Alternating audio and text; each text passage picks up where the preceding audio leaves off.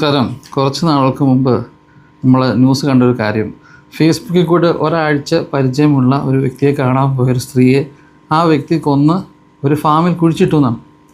ഇയാളെ കാണാനായിട്ട് ഈ സ്ത്രീ ഫാമിലാണ് പോയത്. 2 മക്കളും ഒരു ഭർത്താവൊക്കെ ഉള്ള സ്ത്രീയാണ്. ഞാൻ പറഞ്ഞേ, എല്ലാവർക്കും സ്വാതന്ത്ര്യമുണ്ട്.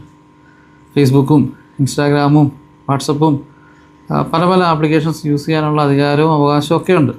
ആരെ കാണണം ആരെ കാണണ്ട എന്നൊക്കെ തീരുമാനിക്കാനുള്ള വിദ്യാഭ്യാസമൊക്കെ ഉണ്ട്, അല്ല അറിവൊക്കെ ഉണ്ട്. പക്ഷേങ്കിൽ നിങ്ങളെടുക്കുന്ന ഒരു തെറ്റായൊരു ധാരണ, നിങ്ങളുടെ കുടുംബത്തെ മറന്ന്, കുടുംബമുള്ളവരോടാണ് ഞാൻ ഈ പറഞ്ഞിട്ട്, കുടുംബം ഇല്ലാതെ വെറും തടിയായിട്ട് ജീവിക്കുന്നവർക്ക് പ്രശ്നമൊന്നുമില്ല. നിങ്ങളുടെ കുടുംബത്തെ മറന്ന് ഒരു കാര്യം ചെയ്യുമ്പോൾ ശ്രദ്ധിച്ചു വേണം അതിൻ്റെ ഭവിഷ്യത്തുകൾ. ആരെയും പോയി കാണാം, എവിടെയും വേണമെങ്കിലും കാണാം. പക്ഷേ എവിടെ വെച്ച് കാണുന്നു അല്ലെങ്കിൽ അവരുടെ ഇൻറ്റൻഷൻ എന്താണ് എന്നുള്ളതാണ് ഇന്നത്തെ വിഷയം വരുന്നത്. കുറച്ച് നാളുകൾക്ക് മുമ്പ് നോർത്ത് ഇന്ത്യയിൽ നടന്നൊരു സംഭവം, കോളേജിൽ പഠിക്കുന്നൊരു ഒരു പെൺകുട്ടി ഇൻസ്റ്റാഗ്രാമിൽ കൂടെ പരിചയപ്പെട്ട ഒരു വ്യക്തിയുടെ ബർത്ത്ഡേ പാർട്ടിക്ക് പോയതാണ്. അതും ഒരാഴ്ച സമയത്തെ പരിചയം കണ്ടേ ഉള്ളൂ.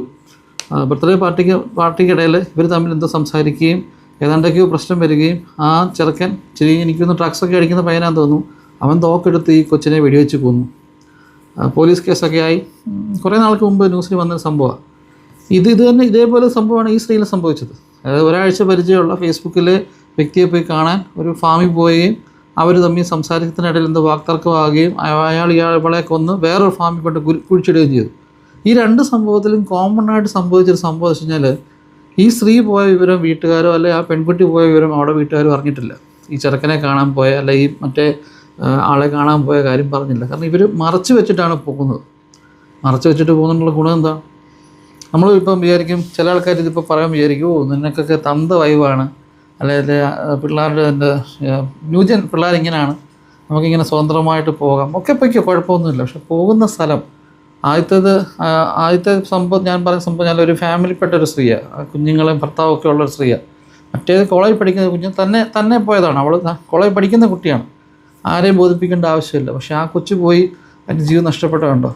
ഒരു പക്ഷേ എന്താ സംഭവിച്ചെന്ന് ആർക്കും അറിയത്തില്ലായിരിക്കാം. മോശപ്പെട്ട രീതിയിൽ അവൻ പെരുമാറി കാണും, അവൻ ചില ഡ്രഗ്സിന് അഡിക്റ്റ് ആയി ഉള്ള വ്യക്തിയായിരിക്കാം. അല്ല, ആ സമയത്ത് സംഭവിച്ചു, ആ കൊച്ചിൻ്റെ ജീവിതം പോയി.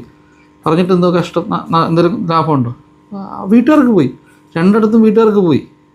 നമ്മളിപ്പോൾ ഈ പറഞ്ഞു കഴിഞ്ഞാൽ തന്തവേ വന്ന് പറയുന്നതിനാലും നിങ്ങളെടുക്കുന്ന ചില ഡിസിഷൻസ് വളരെ ശ്രദ്ധിക്കണം. ഒരു പ്രശ്നം ഉണ്ടായി കഴിഞ്ഞിട്ട് അതിനെപ്പറ്റി ഓർത്ത് വിഷമിച്ചിരുന്നിട്ട് ഒരു കാര്യമില്ല.